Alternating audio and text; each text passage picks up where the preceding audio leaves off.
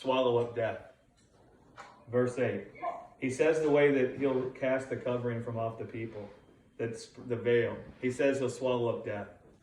Death is the veil, right? That's why when Jesus gave up the ghost, the veil is torn. Death is the veil. Death is what was in the earth rebuking God's people. Death was in the earth uncovering the nakedness of God's people, pointing at God's people, accusing them. Death was in the earth beating and bruising us. Death was in the earth taking us captive, blinding us to the truth about God.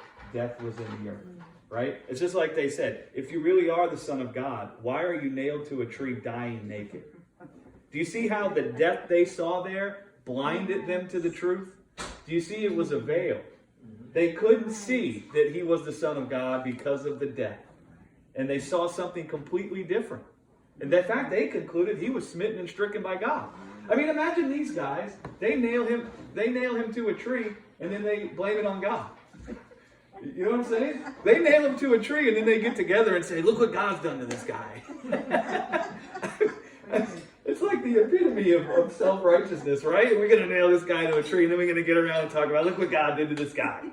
Look what God did to this false prophet.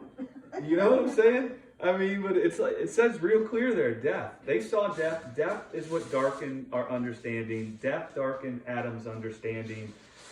Jesus comes into the earth. God manifests his life in the person of Jesus. It starts declaring to all people what God thinks about human beings, what God will do to human beings, how God manifests himself to human beings. It reveals what brought death. It reveals that sin brought death, not God. And then you start believing God.